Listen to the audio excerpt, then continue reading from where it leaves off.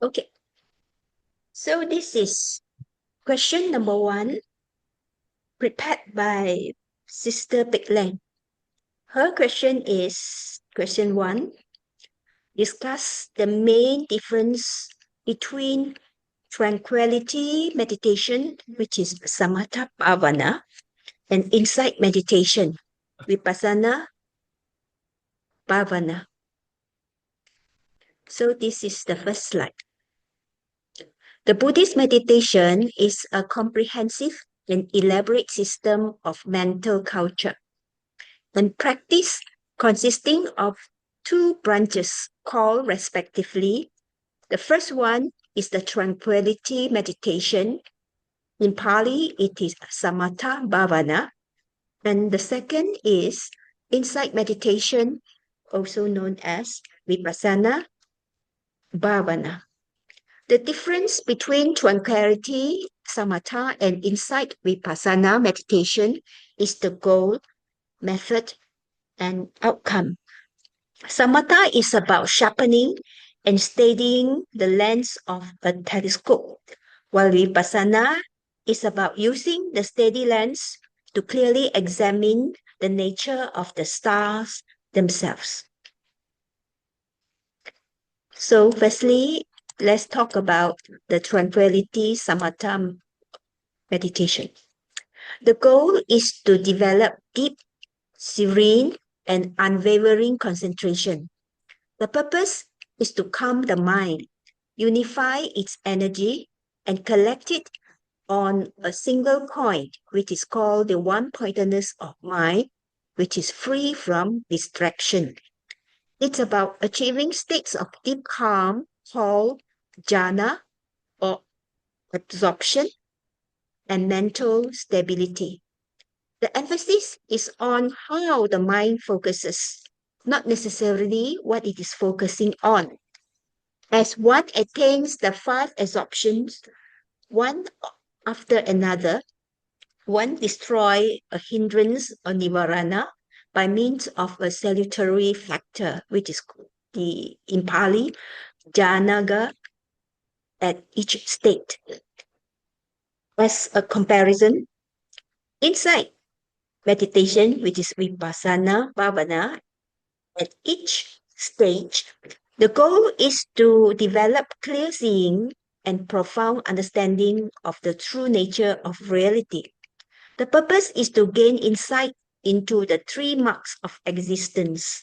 Contemplation of impermanence, which is called anicca in Pali, suffering, in Pali it is dukkha, and non-self, anatta. 25 subjects are to be focused on under each of the above contemplation. At the end of each contemplation, disciple should reflect. Firstly, all is impermanent in the sense of being extinct. Second, all is suffering in the sense of being fearful. Third, all is non-self in the sense of being void of a void for essence. It is about investigation and wisdom. The emphasis is on understanding the object of focus deeply.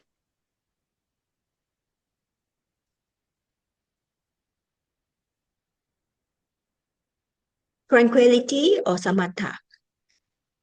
For tranquility meditation, we focus on a single object of attention to the exclusion of all else. Normally, the breath, a visual object, mantra, or a feeling of loving kindness, metta, while when the mind wanders, gently but firmly return it to the chosen object. The goal is to become so absorbed in the object that all other sensory input and mental chatter fades away. So the second difference between tranquility and insight meditation is, for vipassana, we observe the changing flow of experience without attachment or aversion. The object is the changing sensation of the body, arising and passing thoughts. feelings, and sounds. Everything that arises in the field of awareness. Observe the beginning, middle, and the end of a sensation or thought. Note it mentally, thinking, aching, hearing, and let it go, returning to an anchor like the breath, while maintaining an open, receptive awareness. The third difference being the samatha bhavana, by practicing it, it leads us to a blissful, serene, and powerful concentrated mind. It leads to states of deep peace, joy, and equanimity. It can produce very pleasant and blissful states, but these states temporarily. One can become attached to the blissful states themselves, mistaking temporary peace for permanent liberation. Whereas for insight or vipassana bhavana, by practicing insight, we gain wisdom, enlightenment, and lead us to liberation from suffering. By directly seeing the impermanent and selfless nature of all phenomena, the meditator uproots the cause of suffering, like craving and aversion, permanently.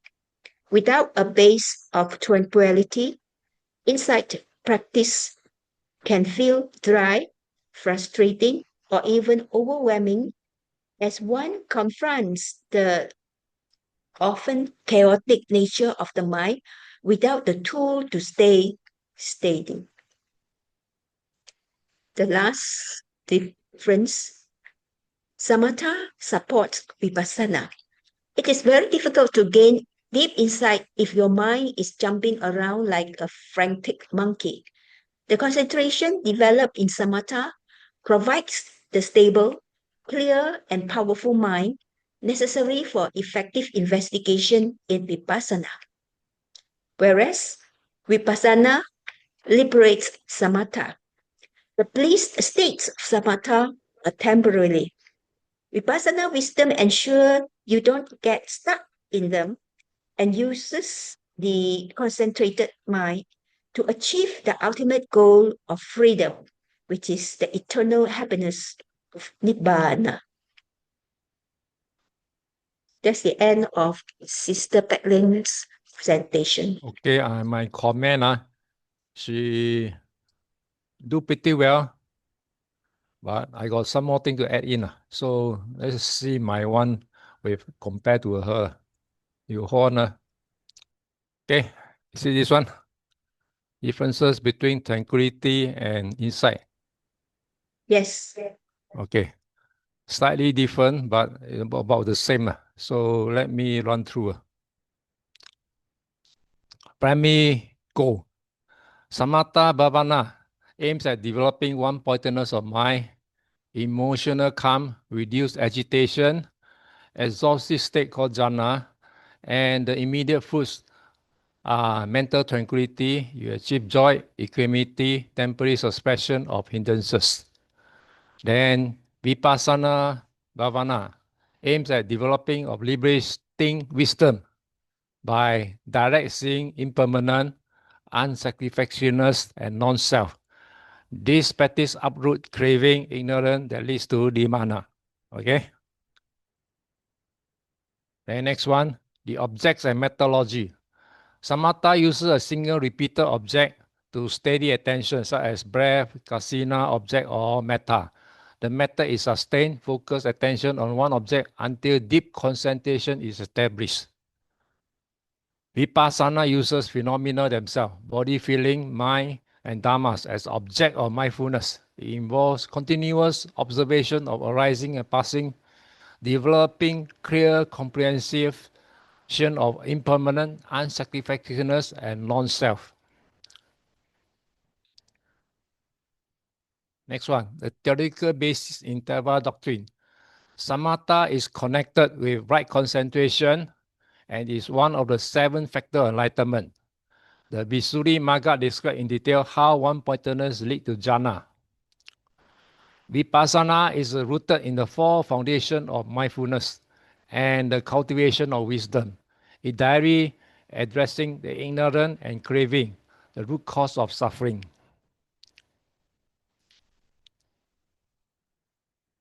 Next one, attainment and fruits.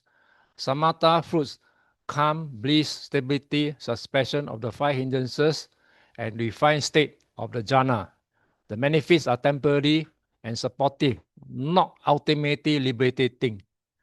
Vipassana fruits, you get insight into reality, dispassion, eradicating of factors, attainment of the noble state of stream entry, once returning, non-returning, and arahantship. Its ultimate fruit is liberation in Nibbana. This one she never mentioned. Then relationship and sequence. Theravada teaching frames the training on sila, samadhi, panna. Samadhi stabilize the mind, making it capable of deep insight. The two approaches exist. Samatha first, then vipassana. Deep jhana support clear insight. So the integrated approach include two, satipatthana and anapanasati, cultivate both simultaneously.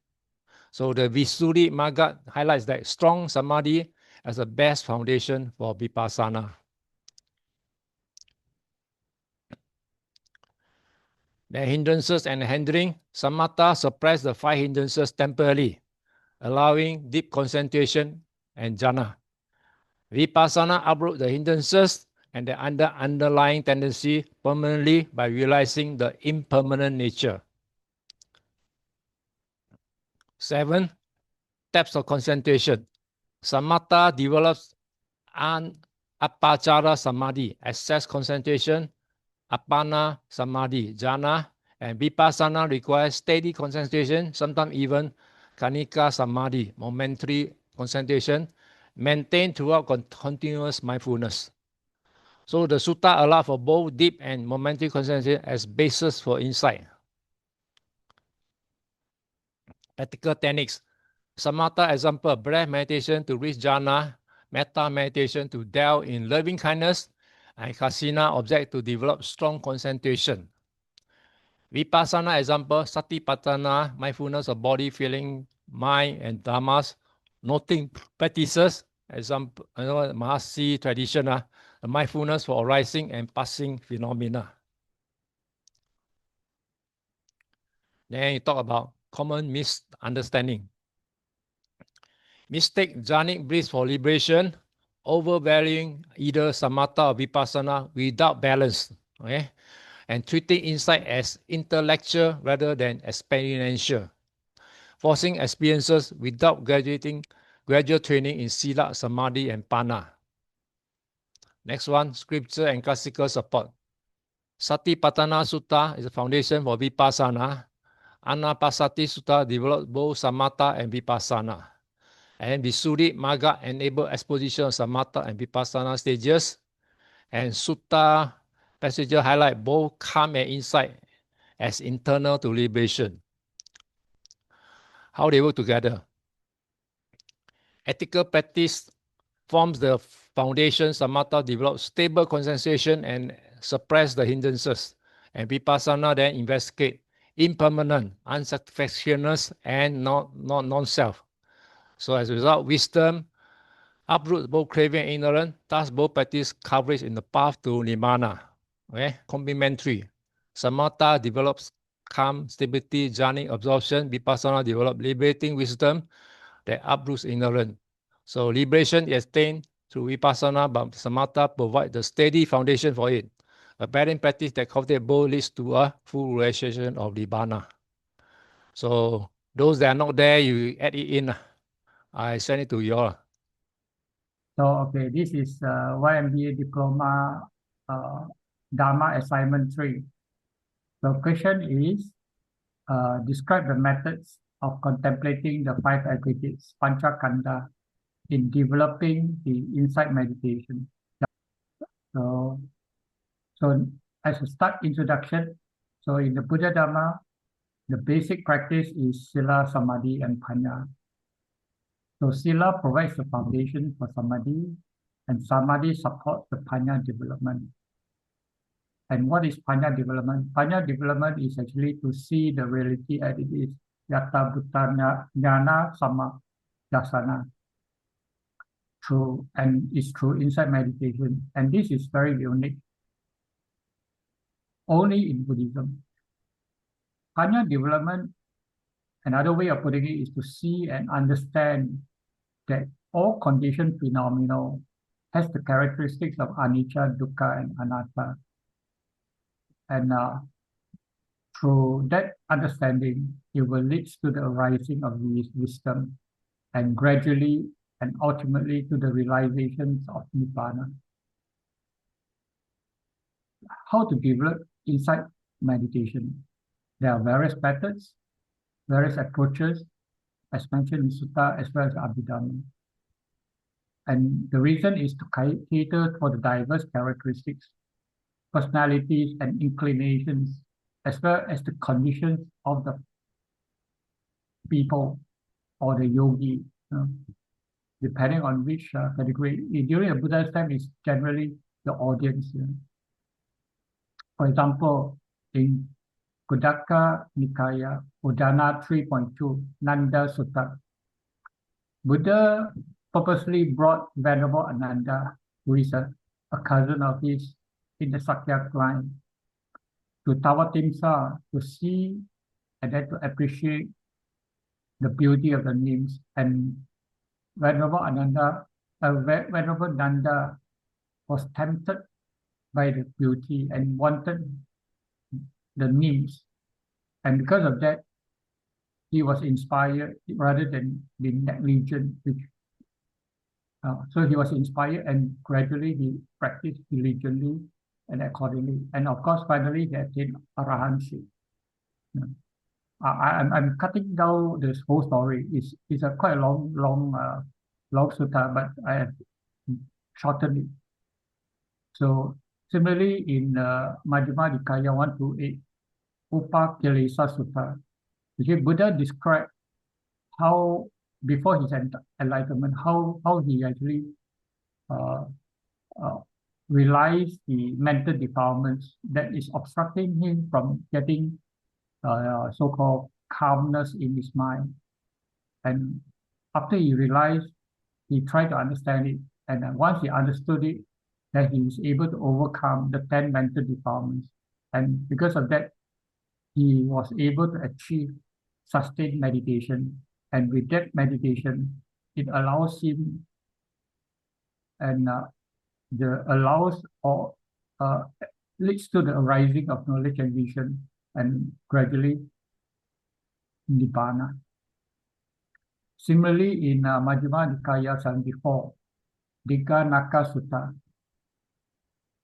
Buddha used the form and the feeling in this discourse, and it helps the wanderer, that Digha Naka, to attain the stream. It was not mentioned what level, but as far as Venerable Sariputta, he was then a newly ordained monk, probably about 2 weeks old, and he was actually standing the Buddha and listening to the sharing by Buddha to Digha Naka.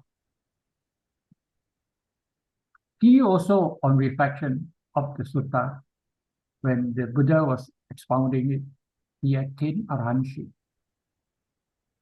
And of course, there are also a few other suttas which use the Paticca Samuppada, that is the dependent origination approach, to insight meditation or insight knowledge. The current and popularly known method is actually Satipatthana, so the 4 mindfulness contemplation. So in short, you can call it Rupa Anusati, Vedana Anusati, Chitta Anusati, and Dhamma Anusati. And this is popularly known as Satipatthana Sutta. However, in this particular question, or in today's discussion, I will share the approach of insight meditation through the contemplation of 5 aggregates, Panchakanda. And 5 five aggregate is actually mentioned in the first discourse of the Buddha, that is the Samyutta Nikaya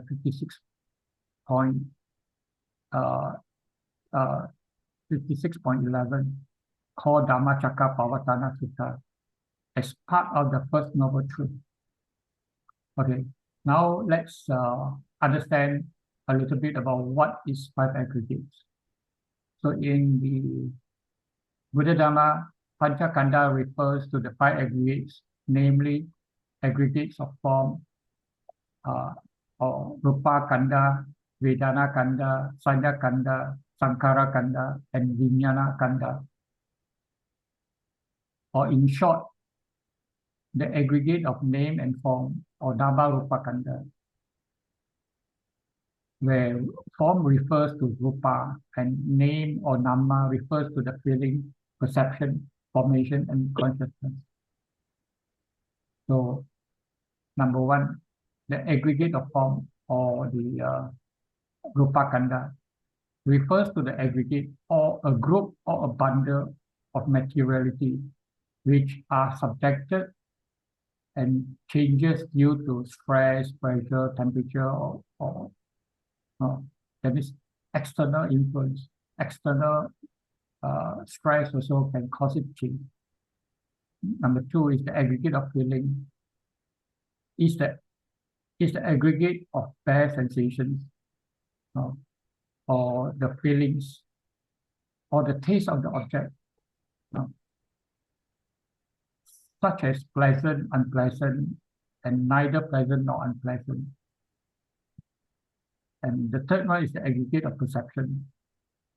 This is the aggregate of what are perceived, as well as memories, that is from the previously cognized perception. And the number four is the aggregate of formation.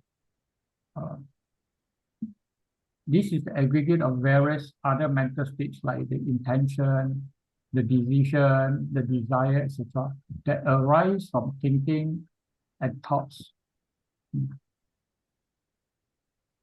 Then the fifth one is the aggregate of consciousness, which is the aggregate of cognition or knowing. Okay. Then next, let's go into the insight meditation based on the five aggregates.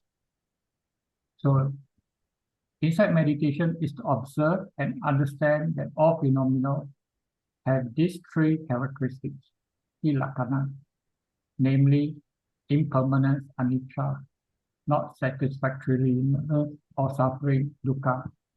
And the third one is non-self or anatta. In a way, it is to observe and understand that each aggregate, that means all the five aggregates, is each and every one of it is actually anicca, dukkha, and anatta. But of course, proud to be able to observe and understand, one has to have these prerequisites. One is to be able to maintain a balanced, equanimous mind, like upekkha, or in the Abhidhamma, or we call it Tatra Majja Tata. And two, they are capable of merely observing the phenomenon without being involved in the thoughts. That means we have not only the balanced mind, but we do not get involved in it. Let the nature reveal itself. And of course, we have to have, on top of this, we also have to have sufficient momentary mindfulness. And better still, it is a continuous mindfulness. It will expedite the process of understanding. And on top of that, also, we need to have wise attention, yoniso manasikara. Without these prior requirements, it will be very difficult to see the three characteristics of the five aggregates. So let's look at it from one aggregate after another. So the first one, let's look at the aggregate of form, Rupa Kanda. Observe the physical sensation or the changes in the body. For example, breathing, walking, as well as temperature. So in the case of breathing, meditation, anapanasati. One can observe, or one may observe the air moving in and out of the nostril. That's one way. Or you may observe the chest or the abdomen moving forward and collapsing inward. Or even if you look at the in-breath and out-breath, you can look at it from the air coming out is hotter, the air going in when we breathe in is cooler relatively. So these are various ways of observing the Rupa Kanda. And then in the case of walking meditation, one may observe the lifting, pushing, lowering, and touching, or observe it from a perspective of four great elements, such as hardness or heaviness, which is the earth element, while one is standing, and the motion or wind element, while we move the leg, or the body moving, or the coldness, the temperature, or tejo, when the foot is in contact with the floor, or when the body is in contact with the air blowing or the air condition, for example. So that is coldness. So that is tejo. That is the heat element. Or one may also contemplate the body as subjected to illness, and that is from the dukkha aspect.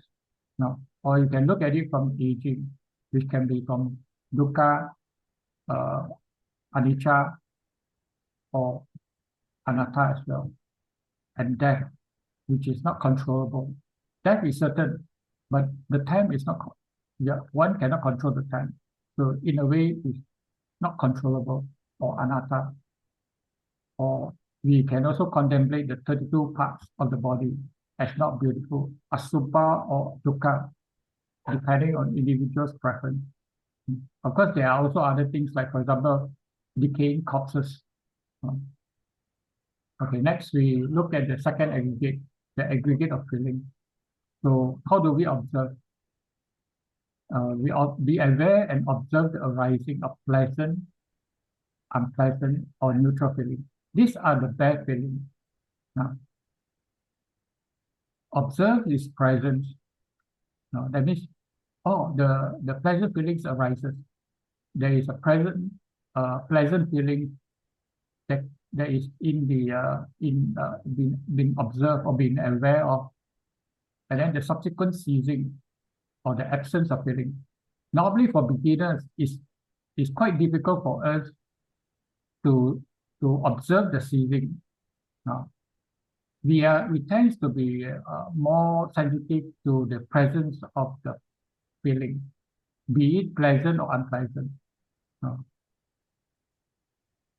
So the absence part is, as one matures, the absence part of the feeling, one can cultivate and practice to observe it better. And along the way, you'll find that no feeling remains permanent. It comes and goes.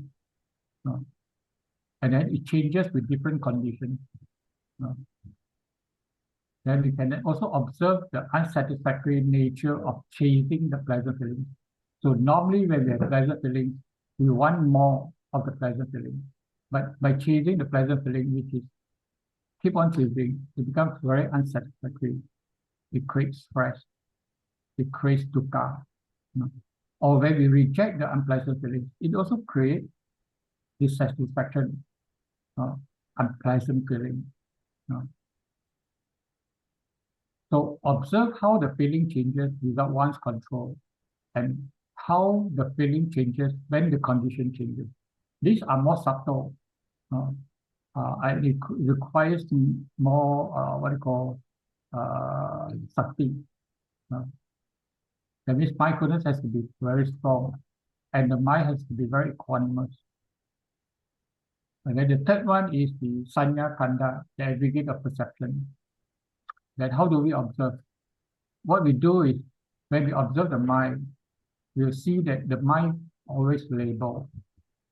We categorize it, and then they'll identify the object or the experience. For example, you say, oh, this, I know this, or that one I don't know. No, I like this, I don't like that. No, no. So these are some of the labeling that we have. Or for example, apple, when we are small, we learn, okay, A for apple. Somehow there is a label that identify, okay, this picture, this object as this name. No? So we can also observe how the memories and the past association process work. For example, when one sees an object, observe how the perception Tanya quickly connects it to a past experience or happening. This is how the object is being related to the previous memory. So notice how and when perception changes, the thought, that means the following thought, also changes. Observe the arising and cessation of perception, the arising and cessation of sanya, and how the perception changes very fast, and it changes rapidly. Now the fourth one is the aggregate of formation, sankara, kanda. So be aware and observe the intention, especially the intention, because this is something which we tend to do it and we take for granted. But if you observe it well, it's quite much easier to start with the intention. And of course, the thoughts that follow up with the intention, and then the other mental states that can arise with it. And you can notice the push or the pull factor. For example, what do you mean by push? You wanted this, or you want to reject that. So the wanting is a pull factor. The rejecting is the push factor. So this can be very subtle or it can be very gross, depending on individual and depending on condition. Observe how the object and the perception influence or condition the thoughts. That means the prior objects, that means the rupa, khandas, will influence the perception, and these two will in a way influence and condition the following thoughts, the sankara. So try to observe this as well. And we can also observe how these mental states arise, present for a while, and later ceases. Previously, we are talking about the first three. Now this is the fourth, the sankara. Sankara khanda also rises, present for a while, and then later ceases. And there is no controlling self that is controlling the rising, present, and ceasing of the sankara. And as this aggregate formation changes, it changes continuously, and it also changes with condition, and it's even faster than the previous three. So at the same time, you can also observe the mental tendency, that means the habitual tendency. There is a certain pattern of our mind. Then next, the fifth one is the aggregate of consciousness, vijnana kanda. Observe the cognition or the knowing quality of the experience. Observe how the consciousness or the mind keeps shifting among the six sense laws. And also observe how consciousness or awareness itself is conditioned by the object and the attention. For example, if you have an object in front of you, but if you don't put in the attention, you will not be conscious about it. You will not be aware of it. So object has to be there, and at the same time, the mind must put in the attention. Then only the awareness will arise. So these are the 5 ways in brief on how to contemplate the aggregates. So one may meditate based on one aggregate, two or even more aggregates, or at the same time, all the 5 aggregates together, depending on one's ability and interest. So now let's go to the practical insight meditation development as well as the conclusion.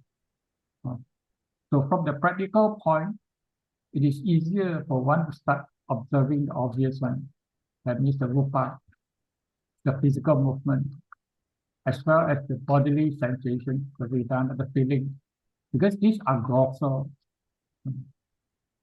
So why do we do that? Is because we can see progress. Then it helps to build up our confidence. And it encourages one to keep on practicing and improve.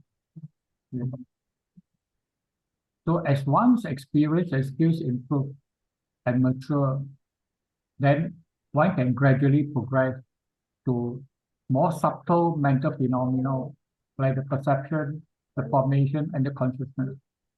These are more subtle, so it requires more skills and experience to know how to observe it. And at the same time also, as the experience increases, skills improve, we can also start to observe, instead of one aggregate, we can expand it to more aggregates, as well as the way the phenomena arises and ceases. So it is also important to maintain an equanimous, balanced mind and merely observe the phenomena. That means do not partake with the happening. Do not be part of the happenings, or do not get involved into the happening. Then only one could see the changing nature of each phenomenon or the aggregate. And when one's meditation becomes more skillful, then one could observe and understand the interdependent nature or the working together of these 5 aggregates. And through those insights, one's wisdom will grow along and with confidence to the teaching, the Buddha Dhamma, and it will culminate in a gradual reduction of defilements and the eradications of things, and finally towards the realization, enlightenment, and the attainment of Arhanship. So these are the notation, and these are the references that I referred to. So this is the end of the questions discussion. I have another section which, if time permits, I would like to share a case experience, a meditation case experience that I actually observed and noted recently. Is it okay if I were to share this meditation? Okay, carry on to share. Huh? Okay, carry on to share. I don't mind. Okay. So this last few days, the weather was actually quite cooler and wet. So on the 12th, that means 3 days ago, that is a Friday early morning. So I woke up early and it was cool and quiet as usual.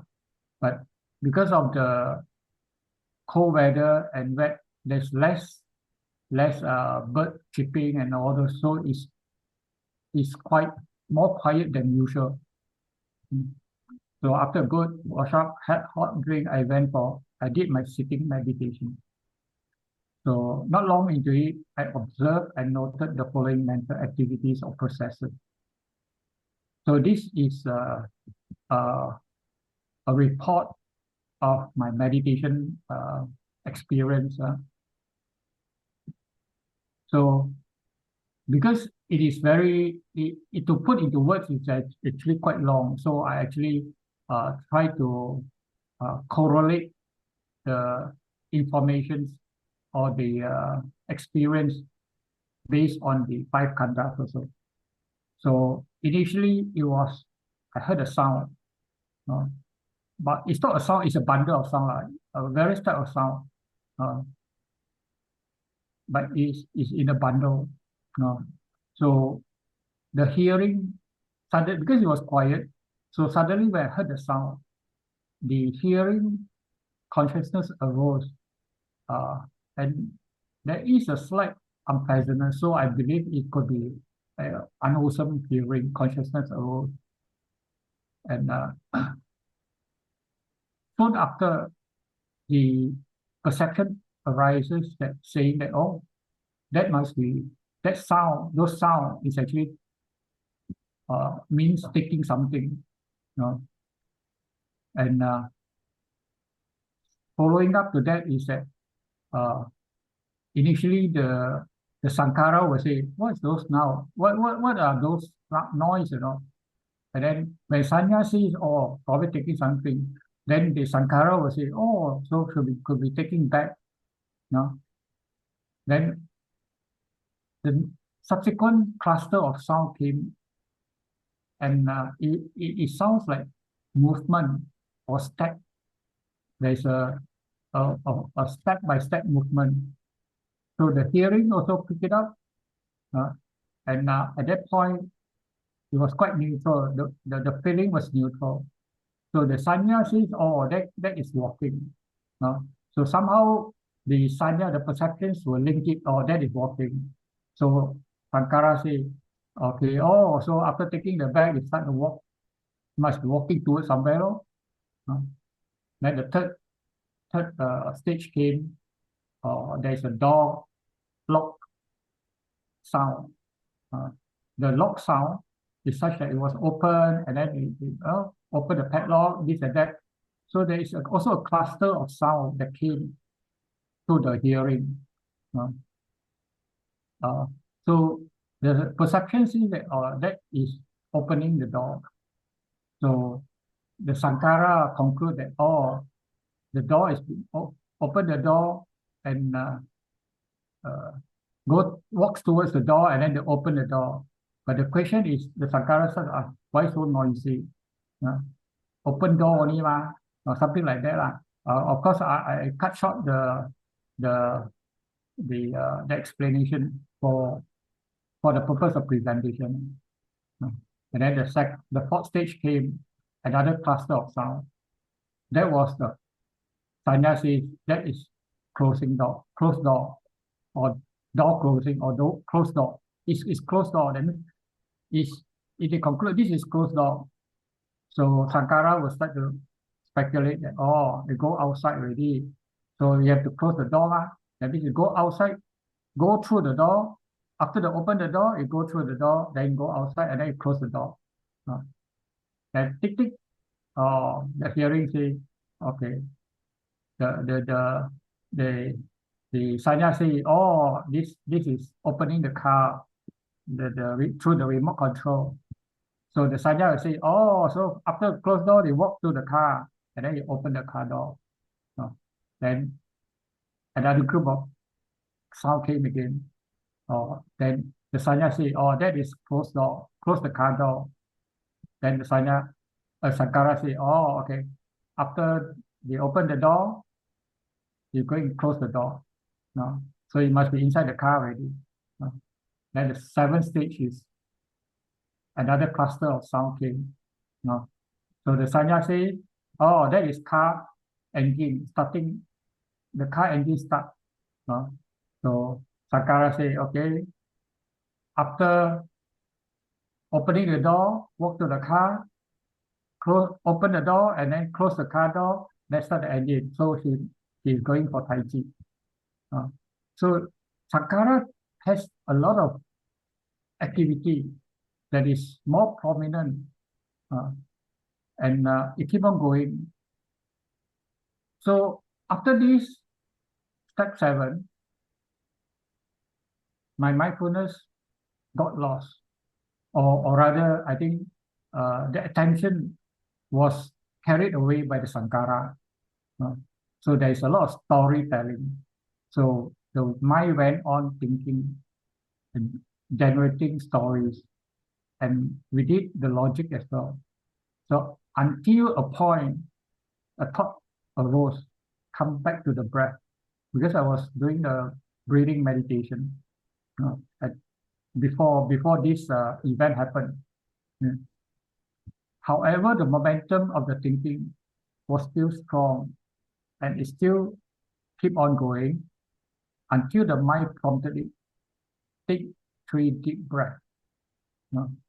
This is from the memory, the memory that, okay, if we are too agitated or what, always take 3 deep breaths to slow it down and calm the mind.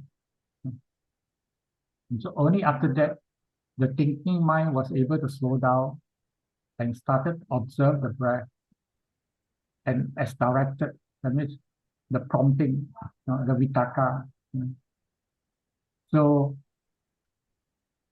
later, I try to reflect on the happenings.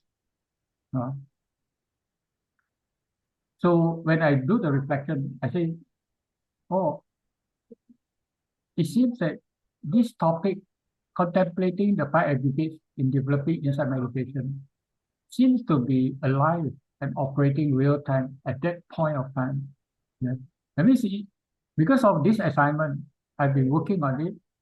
So now it seems that it helps me in my observation of what is happening to the mind. And it seems to correlate with the topic of contemplating the 5 aggregates. Of course, I haven't developed good insight, but at least it gives me an idea and how these 5 aggregates is being used to observe the workings of the mind. So the lump of sound, which is like aggregate of form, it triggers the attention of hearing, and it conditions the arising of aggregate of hearing. That is the aggregate of consciousness, vijnana sankara, vijnana khanda, as well as the arising of memories, sanya khanda. And then it leads to the arising of thinking and deduction of what was happening. So this is the sankara khanda. And they are based on those familiar sound and past actions.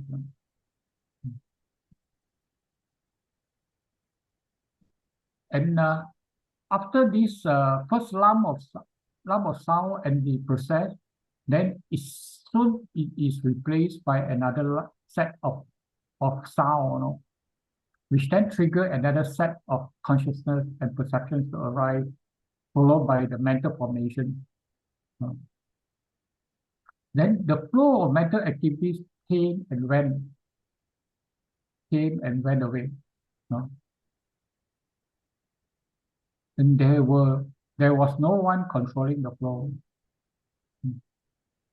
The sound triggered and conditioned the initial hearing process, and the rest just conditioned one after another, like a flow of stream. So this went on until step 7. That means until this step, when the mind got lost into thoughts and other mental proliferation, instead of observing the mental processes. That means I lost my mindfulness of observing the mind. So when mindfulness and wise attention was lost, the aggregate of formation and perception become very active. And the mind started to speculate and generate all kinds of stories of possibilities. So only after I gained certain amount of awareness and mindfulness of the mind activity that I realized that I realized and has to redirect, as well as prompting the mind to the goal of the meditation, that is the anapanasati, and that is from the memory. So it became very clear that I need continuous mindfulness and wise attention, together with a balanced, equanimous attitude, to observe and have clear understanding of the happenings of the mind, and not be involved in or generating the stories as what happened after this, the step 7, then I will get lost. So I must not be involved in the story. Then only I can see the first until the 7th step, the process of it. So that's the end of my meditation, or my meditation sharing. Thank you. Okay, good. Brother Ko did a very good job to do a comprehensive of the 5 etiquettes. So I got nothing to comment. Anybody got comment? Okay, mine is question number 3. Explain the concept of seeing things in their true perspective. In Pali, Yatha Bhuta Jnana Dasana in Insight Meditation. As introduction, the Theravada Buddhists acknowledge 3 ways of acquiring wisdom, panya, that is, firstly, Sutta Maya Panya, where wisdom is acquired through hearing or learning from others. It includes hearing or reading the words of the Buddha, reading the scriptures, or the discourses delivered by spiritual guides. Second being Cinta Maya Panya, wisdom acquired through intellectual contemplation, reflection, and reasoning, based on knowledge built upon through the understanding gained from listening. The third one, Bhavana Maya Panya. It refers to experiential wisdom, or wisdom from cultivation, or wisdom gained through meditation.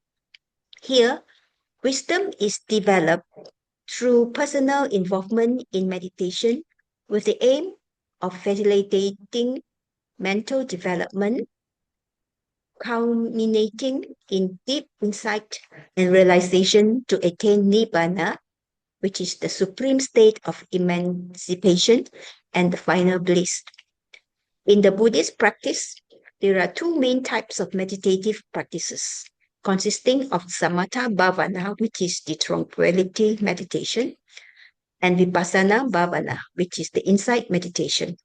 We practice Samatha Bhavana to foster immense mental absorption called jhana, whereas Vipassana Bhavana literally means clear seeing, is said to be a method using the modicum of tranquility to foster moment-to-moment mindfulness and contemplate on the inconstancy of events directly experienced in the present moment. So we see Vipassana as seeing things in their true perspective. Vipassana is a Pali term composed of the word V, which means in or into in this context. Vipassa means see, na is just a normalization marker. It is usually translated as insight. Insight meditation, the procedure for seeing reality, attaining wisdom, calming and purifying the mind, and attaining enlightenment. So, Vipassana means clear seeing, namely the 4 noble truths, true nature of suffering and peace, and the 3 characteristics, the true nature of conditioned things as it pertains to cause and effect that is experienced as it has come to be. So seeing things in their true perspective, Yatha Bhuta Jnana Dasana, where Bhuta literally means either it is or has come to be, where Yatha Bhuta means as it really is or as it has come to be. We do not merely conduct a superficial examination of the event or phenomena, attempting to understand things in depth with penetrating wisdom, perceive the underlying subtle truth in every situation with precision. We try to understand them in terms of the 5-fold perspective: their arising, their passing away, their drawbacks, their allure, and being detached from them. To develop Bhavana Maya Panya, it is essential to practice sila, the moral conduct, and to develop right concentration, which is samadhi, and only the mind established in the right samadhi can we understand and realize the truth as it is. Yata Buddha Jnanasasana. We need to go through the 7 stages of purification to lay down the foundation of calm mind, set to allow us be aware and reflect on the meditative practice in the present moment. Here, I give myself a note on what the 7 stages of purification is, but it is not included in the answer. So to continue. To understand the truth within, we practice the 4 kinds of awareness described by the Buddha in the Maha Satipatthana Sutta, such as the mindfulness of the body, Kaya Anupassana, mindfulness of feeling, Vedana Anupassana, mindfulness of mind, Citta Anupassana, and mindfulness of mental object, Dhamma Anupassana. As we practice Kayu Anupassana, which is contemplation of observation of the body, by observing the course of event within the body with full attention. Through the observation of our breathing, noticing the strength and duration of each breath, and then gradually become aware of the gross and subtle sensation on every part of our body. As we reflect on the sensation, mindfulness of feeling or observation of sensation within the body is developed. We perceive that physical sensation can be pleasant, unpleasant, or neither pleasant nor unpleasant. We also notice that such sensation may arouse certain thoughts, attachment, or aversion, arise as the default response to such physical contact and its related sensation. As we observe the different content of the mind, we are practicing mindfulness of the mind, which is Citta Anupassana. In this way, through the practice of Vipassana based upon sensation, we can observe the true nature of the mind and body, which is Namarupa, at every moment. Gradually, we develop the understanding of this body is merely a collection of aggregates consisting of subatomic particles, which by nature are constantly changing, arising, and passing away.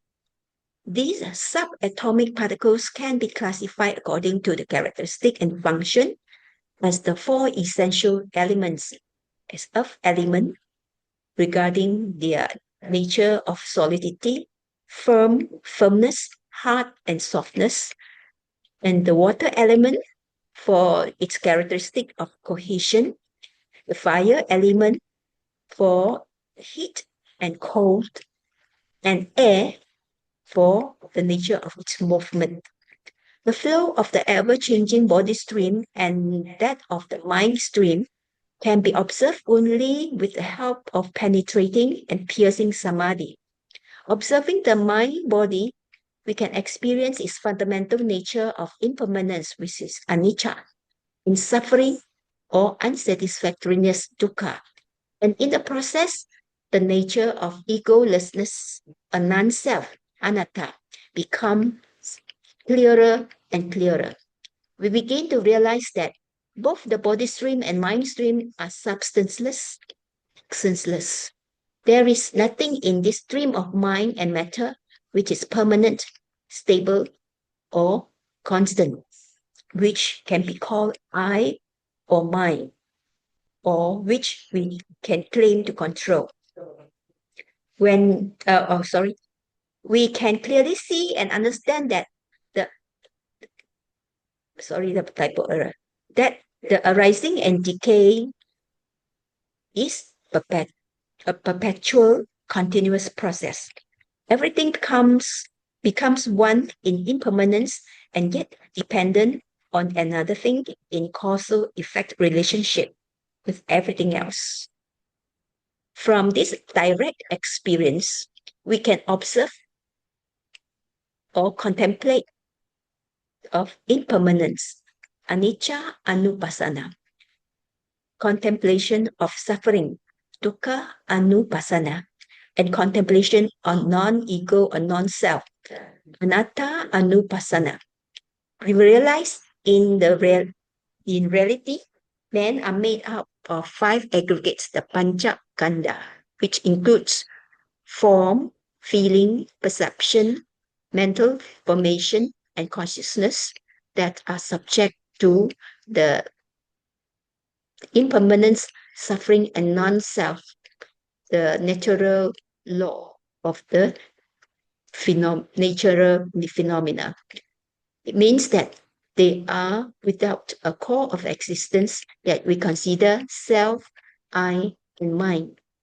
This experience and understanding lead to the deeper understanding of the Dhamma, that is, insight of the Four Noble Truths and dependent origination. This penetrating truth had enabled us to detach from the sensual contact and the physical sensation and remain in the state of seeing things in their true perspective. We are able to treat looking as just looking, hearing as hearing, smelling as smelling, tasting as tasting, feeling as feeling. Now, sensory experience is no longer connected to preferred judgment nor any personal additive. So, as a conclusion, the insight meditation practice leads to the correct insight, which is samadhi. In this way, the direct experience soaring up and detachment is developed, nibbana. Passionlessness,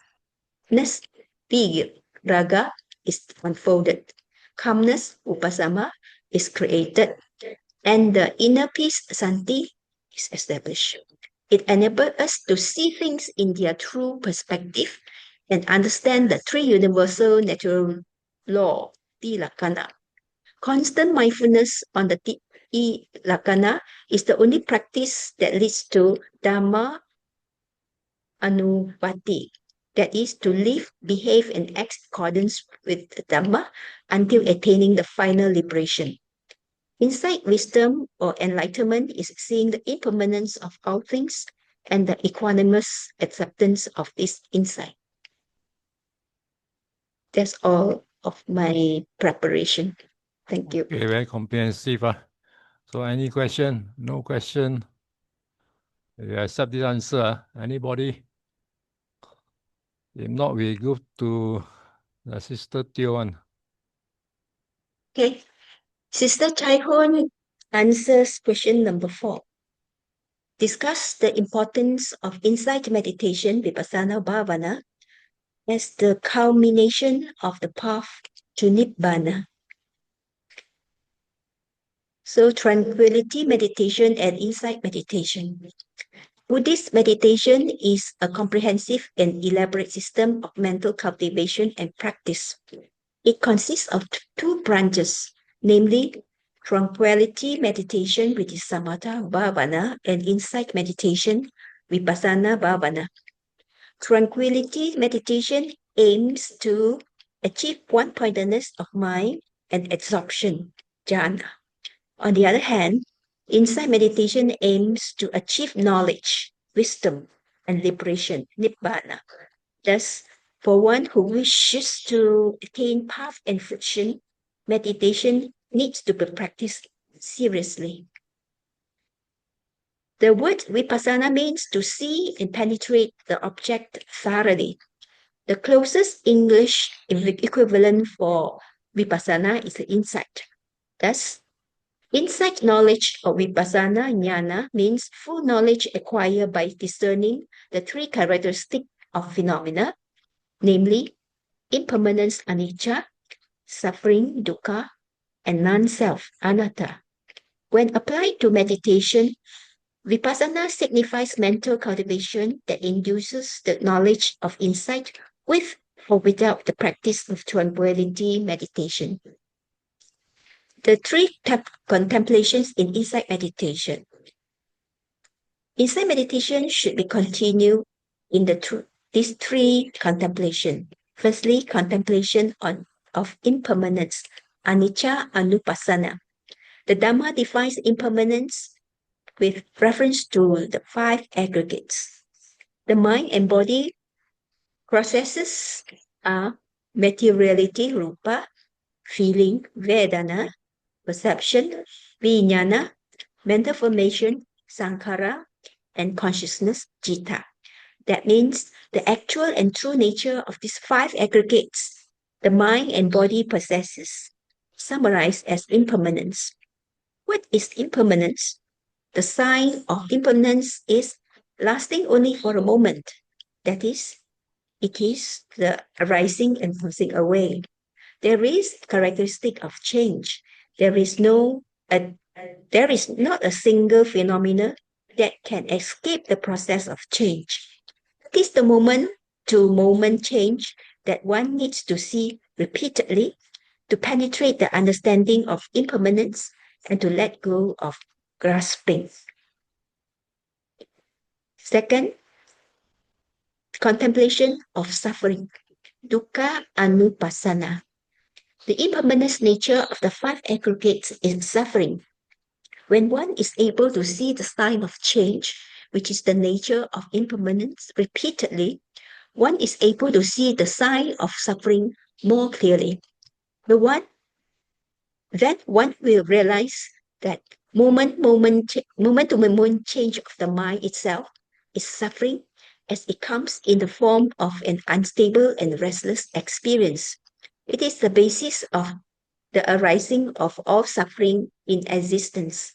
When one sees that the moment to moment change causes suffering, one learns to let go of grasping. Third, contemplation on non-self, anatta anupassana. Through vipassana meditation, one sees the mind is watching the body. One sees the changing of mind and body processes, which are beyond control. Insight knowledge is the ability to recognize the phenomena according to their natural occurrence. And one cannot hold to any single moment of mind or body's process. This is the characteristic of non-self. So, as conclusion, purification of mind and gaining wisdom. Ultimate aim of insight meditation is for the purification of mind and gaining wisdom. This comes about through continuously practicing the insight meditation to really see and understand the nature of impermanence, suffering, and non-self. Then one abandons clinging to all the mind and body processes, even the very fine and deep-seated clinging. When all clinging is abandoned, the mind is free and one will attain the unconditioned state, Nibbana. That's all. Okay, it's good, but not good enough. So I share my copy with you all. Okay, we're talking about the insight meditation that will lead us the path to Nibbana. So this is add on to it. So you all have to improve on it.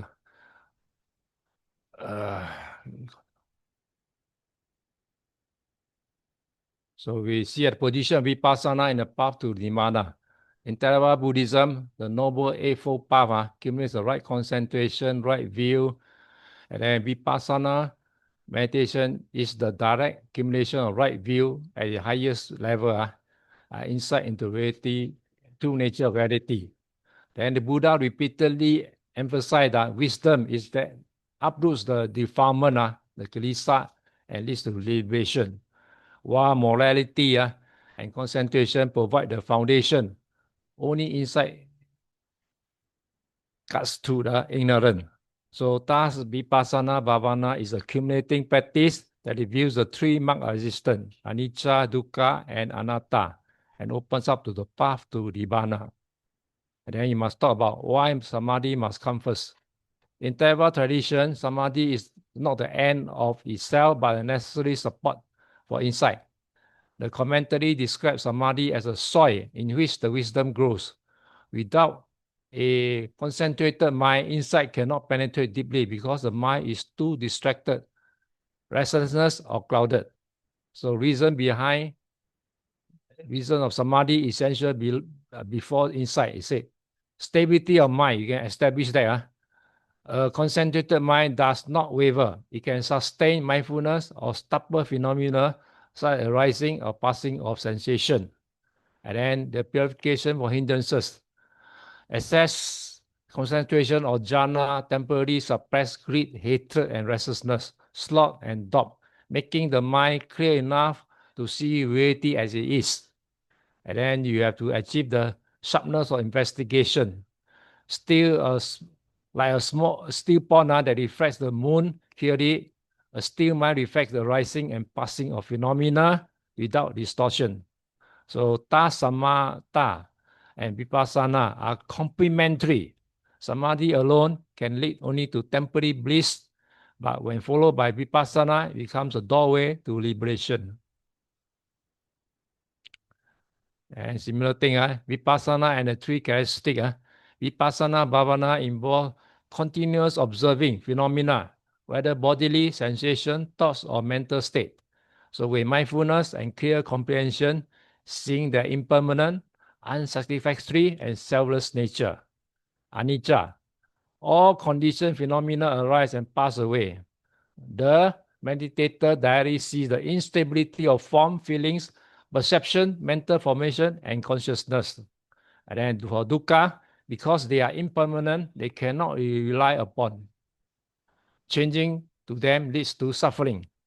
Anatta, since they arise and cease due to condition, there's no permanent essence, controller, or I behind them. So the deepening of this direct experiential insight is what transforms intellectual understanding into liberating wisdom. Then you must talk about this thing too also. The stages of insight leading to Nibbana. In Theravada, the progressing insight is carefully mapped into the Visuddhi Magga and other texts. Knowledge arising and passing away, you get a clear comprehension of clear perception of how phenomena constantly arise and dissolve. And the knowledge of dissolution, seeing all things break down swiftly, leading to dispassion. And knowledge of fearfulness, danger, disenchantment, will give you a realization of futility of clinging to conditioned things. And knowledge of desire for deliverance, longing for release from samsara. And then knowledge of equanimity, a balanced mind neither attracted nor repelled by phenomena. And then conformity of knowledge, the insight that aligns the mind with the noble path. And the path knowledge, direct realizing Nibbana, the first moment of liberation. And the fusion knowledge, abiding to the peace of Nibbana. So what I've given the lecture early on, here give you a very clear explanation. And we talk about realizing Nibbana. Nibbana is the unconditional reality, beyond arising and passing, beyond anicca, dukkha, and anatta. So vipassana is the only practice that reveals this, and by exhausting the clinging to conditioned phenomena. So when the mind let go of craving, ignorance, and self-view, Nibbana is realized directly in the moment of path knowledge, the Magga-citta. And then you look to the additional point. You have the balance of samatha vipassana.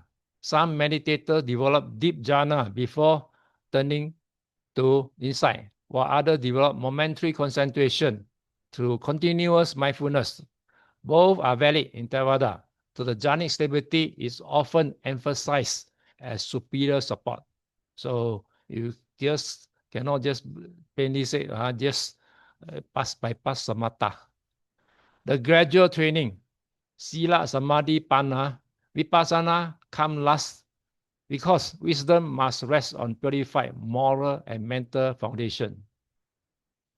And we will talk about the Four Noble Truths. Vipassana is a direct experiential realization of first and second truth, leading to a third and then fulfilled by the fourth. So accumulation, without vipassana, the path remains incomplete. So without samadhi, insight lacks depth. Together, they form the perfect path leading to liberation. So in conclusion, insight meditation is the accumulation of Theravada path, for it's only through insight into impermanent, unsatisfactoriness, and non-self that the fetters are cut. Dhamma is realized. Samadhi is essential as a stabilizing base, but is wisdom sharpened by direct insight that liberates. Thus, the entire path of Sila, Samadhi, Panna converts in Vipassana, the final vehicle, to deathless. So this should be complete everything. So you need to add in all this extra point in. Then her essay should be sufficient. Okay? I send it to you by apps.